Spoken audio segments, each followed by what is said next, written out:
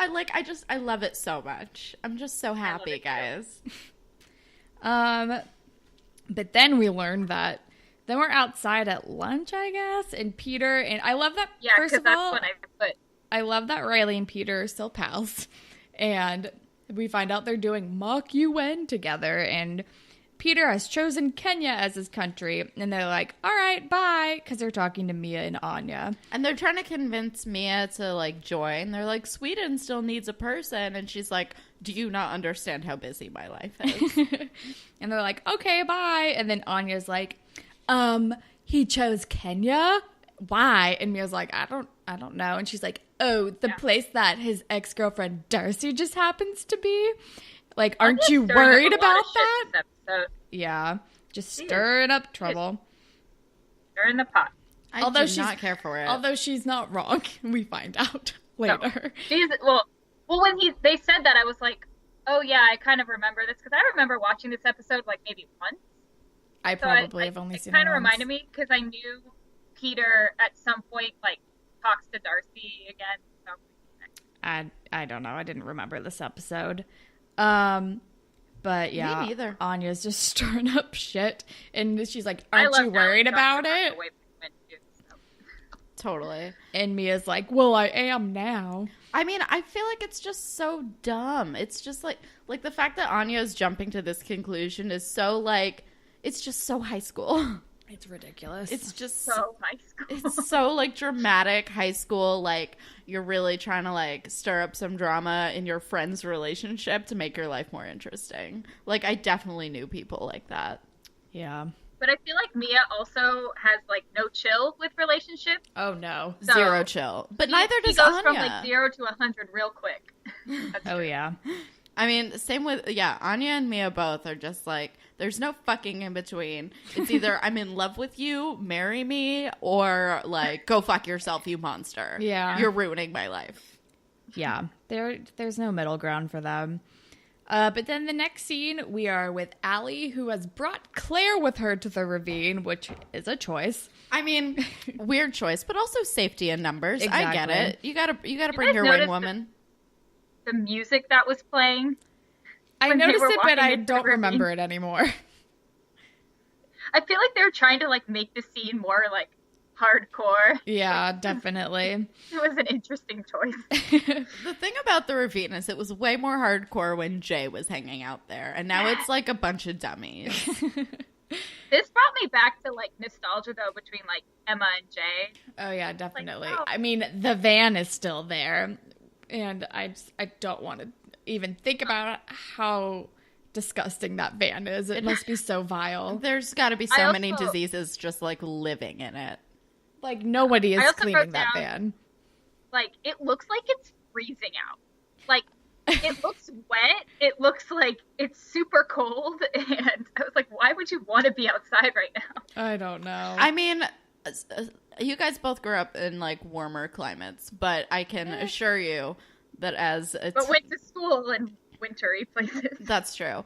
But like as like a teenager who was like, you know, fairly delinquenty and like hung out with burnouts, we used to like hang out in like woodsy areas in the middle of fucking winter wearing coats because like where else were we gonna go? Oh boy. I guess that makes sense.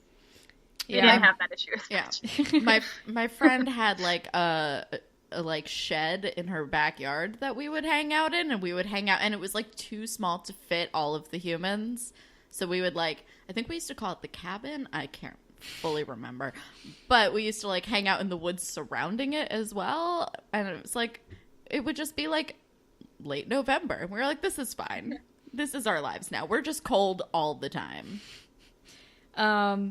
But then, so they are arriving at the ravine, and Claire's like, what are you wearing? And Allie's like, I need to blend in.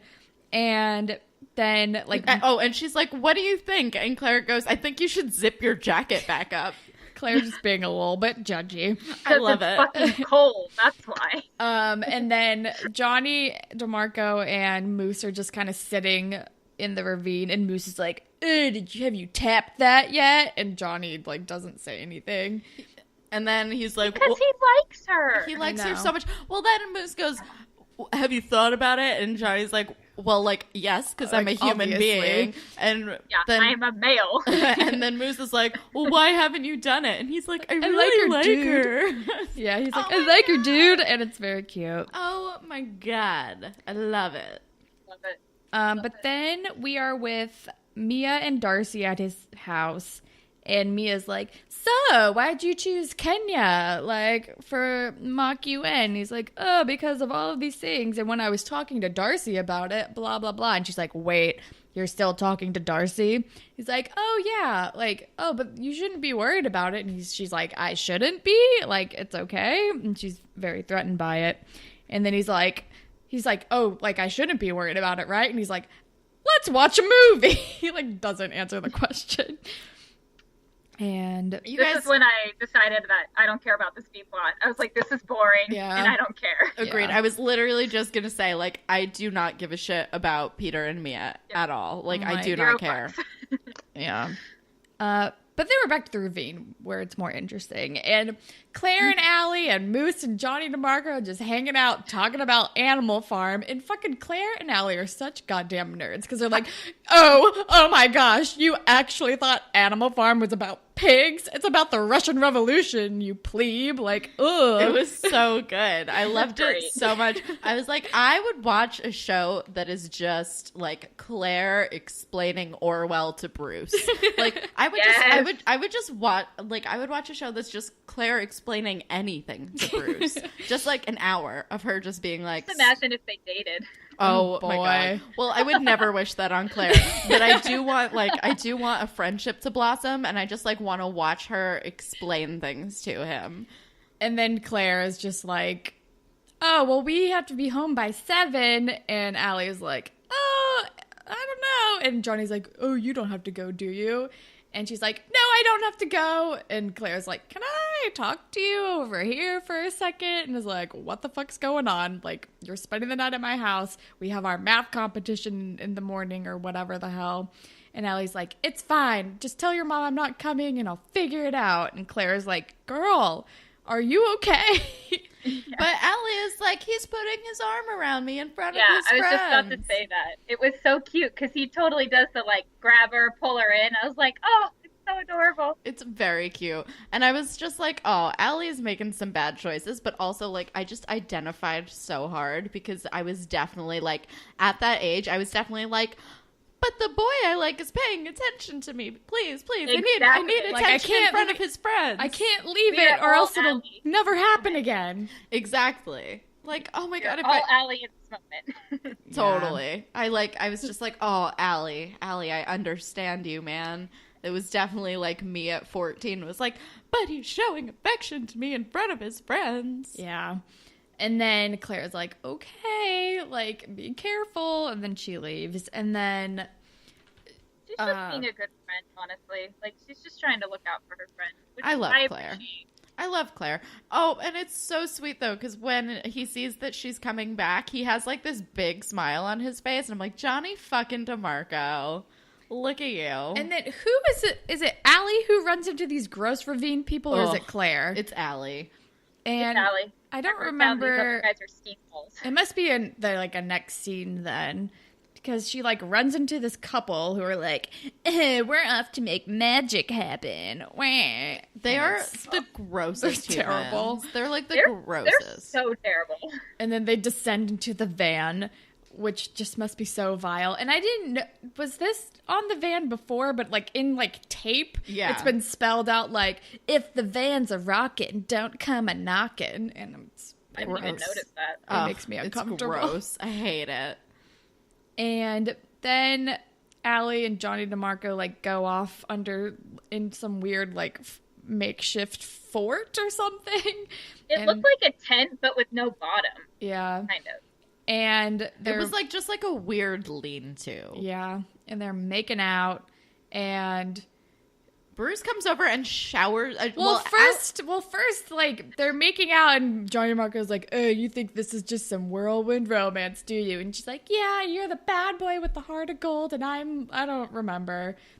But he's like so into it. Well, he's so like, good. She's like, "Yep," and you're the bad boy with the heart of gold, and he's like, "And you're amazing." It's so YA. It is so YA. I love But it. it's still so fucking cute. But then Bruce lumbers in and ruins the mood and is like making it rain with condoms. And he's like, no glove, no love, and being disgusting. And then he like runs away. Here's a hot take. I feel like that's Bruce's purpose in Degrassi. Oh, 100%. He just interrupts everything. Yep. You guys, I do not like any sort of weird rhyming scheme that has to do with like, I'm like, nothing is less sexy than like a weird like nursery rhyme about whatever situation you're about to enter. I don't like no glove, no love. I don't like if the van comes a rockin', don't come a knockin'. I hate it. I hate it all. It's not great. And then Allie's like, oh, do you want to? And Johnny's like, only if you want to. And she's like, let's go find somewhere private. And he's like, are you sure? And she's like, yes, let's go. And it's like, oh, This scene no. frustrated me so much. I was just like, you are so naive and you're not thinking straight because you're only thinking with your emotions. And I was irritated. Yeah. I just wanted to like shake her and be like, use your brain. Poor Allie. I was also like, don't like, okay, virginity is a social construct, but like also, totally, I agree. Also like, don't let your first time be in the goddamn ravine. Come In on, the man. ravine van? Like, no. Come on, Well, man. and you know what Mia and Anya said to her is like getting to her as well, and so she feels like a She part feels of her like she has to do it. Yeah, that's what I hate about the situation. Yeah. I'm like, you can do whatever you want, but when it feels more like an obligation, that's not okay.